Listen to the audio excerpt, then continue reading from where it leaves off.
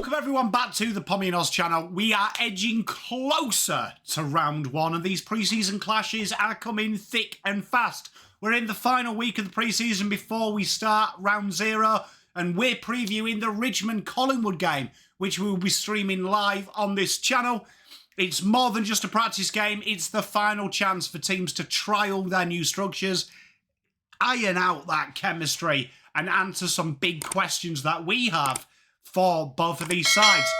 For Richmond, it's simple. It's about exposing young talent, finding structure with the absence of key players that they did last week, but also in the rebuild. And for Collingwood, it's fine-tuning that system. It's about getting back into that flag conversation.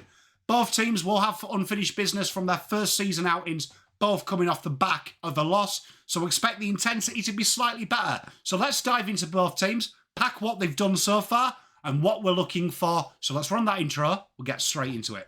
The Tigers, their pre-season opening fixture was against the Eagles, and it was a tough outing resulting in a 36-point loss. The scoreboard wasn't pretty, and there was some bad news. Hugo Ralphsmith going off with a hammy, and obviously Sam Layla having a hairline fracture of the jaw. But it was about building minutes into their young players and really testing some new combinations. Sam Layla was a huge positive. He looked incredible. He was just about in everything. He was making scores happen. He was getting contested ball and obviously went off late in the game. They were missing a stack of players though. Tim Taranto missed, Tom Lynch, Jacob Hopper, Nankervis, Vlostin. It left them exposed, but this was an extra responsibility and opportunity for the younger brigade to face the AFL furnace, although in a pre-season. They're now going to probably get a few of them players back, and they're going to be against a very experienced Collingwood side. Of players that did stand out that no one really talks about, Oliver Hayes-Brown, the Cat B guy, he looked pretty good in the ruck and also swung forward late in the game. And Seffi Campbell, who we talked about from that review, he showed some signs playing across the forward line, but pinch hitting in the midfield, giving them a different look at dynamic, speed, and a little bit of panache. So that positional shift is one that we're going to be looking here. And Collingwood traditionally do struggle against a player that is like that, who's very direct in his running lanes.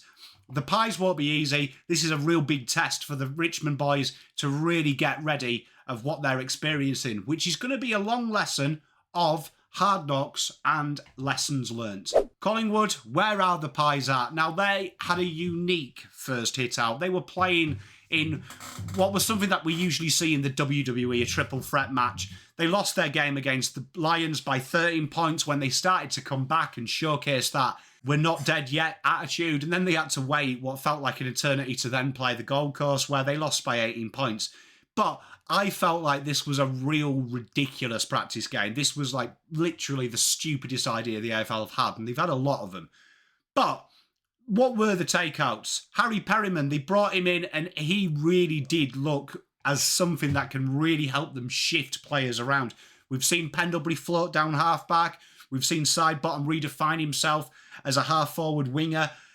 I felt like this extra rotation is key because he's big, he's strong, he's intelligent, and he's a very good user of the ball. It allows them to really pinch hit and keep players fresh. I expect to see this extra rotation be a really key avenue, and he did look good.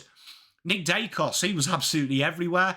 This move from half-back line last year to the midfield is really much needed. He is a pure conduit, and he looked ridiculous in this game. And he's going to be a big part of answering any Pies questions we have.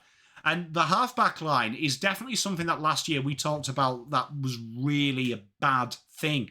They moved Nick Daicos off there. They never quite replaced him. It exposed Darcy Moore with no Nathan Murphy. And seeing Josh Daicos and Dan Houston build a bit of chemistry, this is really exciting. So continuity is strong. It's a very big squad, and this is another opportunity to get them relationships going and trying to find the best out of players. I really do believe Collingwood are a genuine top 6 contender, and this game here really needs to show me that them little avenues and them question marks I've got are there. So what are the 5 things to watch? Reef McInnes down back, one of the biggest experiments so far, and I really like the fact that Fly was thinking about this. Everyone was on about Darcy Moore last year. He copped a lot of heat, and I think when you remove Nathan Murphy, suddenly Darcy Moore had to be a pure defender, and I think the best Darcy Moore we see is when he's not playing on the best forward. He's been a bit loose. someone just becomes a pain in the bum and it allows him to work in front, intercept mark, get them going.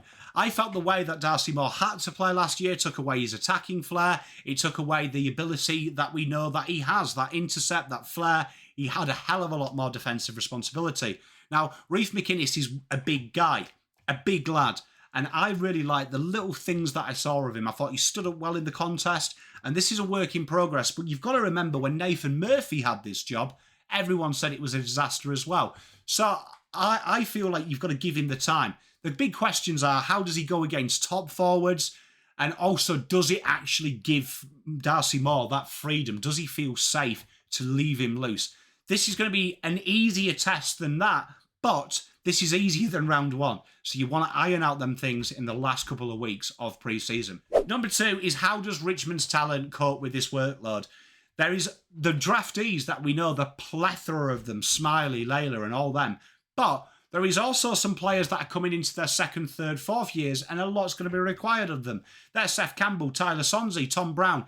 These guys are the ones that I'm really looking at in this game to show me, can you step up? Because you are the next leadership group for these young All-Stars that you've brought in. I want to see how they work against Collingwood's rigid defensive system. Their midfield that is literally set up to stifle what you do. It's not going to be easy. And these are the opportunities here where your 22, 23, 24-year-olds really step up and start saying, right, we've got the fundamentals down pat.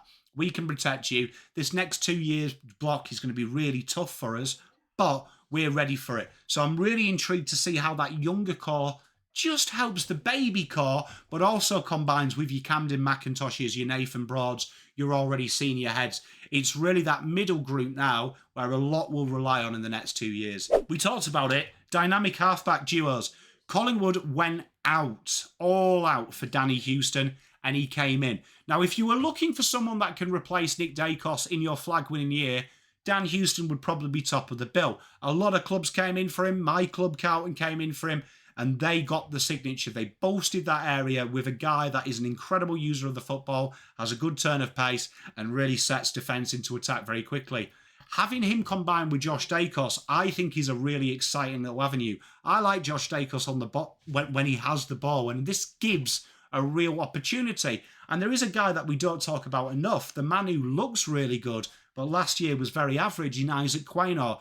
That trio of players, I feel, could really take Collingwood from 9th, where they are now, that 9th, 10th spot, back into the top 4. So I want to see how these three control the game, particularly Dan Houston and Josh Daicos.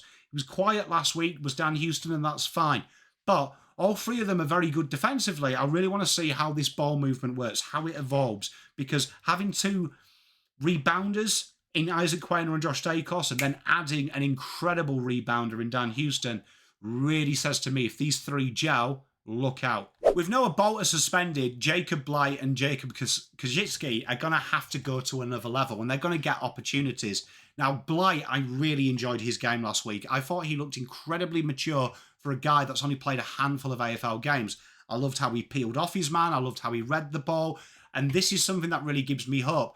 Dylan Grimes and Nathan Broad, they're the old stalwarts. They've been there. But I thought Blighty really did show that he's very good defensively. His application is solid. And Koschitzke, I really like it. Aerially, he's good. Forward of the ball, it's just that goal kicking and getting involved enough. But with him being shifted down the back, I do see a little bit of a Liam Jones type vibe with Jacob, that with time, I think he could really be something, because his read on the ball, you can't teach that. That is just impeccable. Now, Noah Bolter, when he comes back, I really like the fact that if they can get the best out of Jacob and Blighty, that suddenly they are going to have Noah Bolter as that swingman. And I think a lot will rely on Noah Bolter. He's going to have a lot of pressure, and now he's going to have to be a top grade player for this side. The game will give us some clarity on their defensive depth, but whoever's playing key for Richmond is going to have a bit of a Jacob Wheater in first couple of years, where he's going to really, really be put under pressure. So I'm really intrigued to see how Blight and Koschitzke especially handle this. And finally, are Collingwood in the flag window? There is a risk when you go with a player like Dan Houston that we look at the other team they're playing today, that is he going to become a Tim Taranto, Jacob Hopper if the door slams shut? A lot of money for an older player. I genuinely don't think the way that Collingwood have acquired him, that's a problem in the terms of I think this was a desperate, desperate need. A team that scored so freely off the half-back 2 years ago to last year where it was a little bit stagnant and it didn't have as much zip there. I think it's very incredibly important, and I want to see how this affects the game style. This is a very different Collingwood team, and in my opinion, on paper alone, it's stronger than the flag-winning side. I want to see how Fly really adapts that game plan. Does it come back with that real manic ball movement that we saw that was so hard? That DNA still exists. We saw it even in the practice games. You can't kill that DNA. The pies are hard to kill. They will always go. You have to destroy the body. If any part of it exists, they will come back. If they can add that touch of class and pile on the goals like they did in their flag-winning year, it's going to be a real key. So this game here gives us our first little glimpse as the intensity goes up. Has that ball movement changed? Is there that danger there? Because it should be on paper very dangerous. So that's our preview. They're the 5 things I'm looking out for. Please come and join me. I can't wait to spend some time with you. I love watching the footy, especially when it's 2 teams that aren't my team. It's so relaxing just to do this. So a bit of a scouting exercise for all of you. So come on down. But let me know in the comments, Richmond, Collingwood fans, what are you looking for? Reef McInnes, is he the answer down the back for you guys? How well will Richmond's young guns go? And what about that second tier? Are they ready to step up and take a bit more responsibility? And can Collingwood prove the flag window is still very much open? Drop your thoughts in the comments. I'll see you soon. If you did enjoy the preview, please make sure you like and subscribe. It really helps the channel out. Hopefully see you tomorrow night to watch this game. Cheers for watching. Pom out. Spent all my life holding all of it closely. I played it innocent, a feel of discontent. I'm finally facing it all, fearless.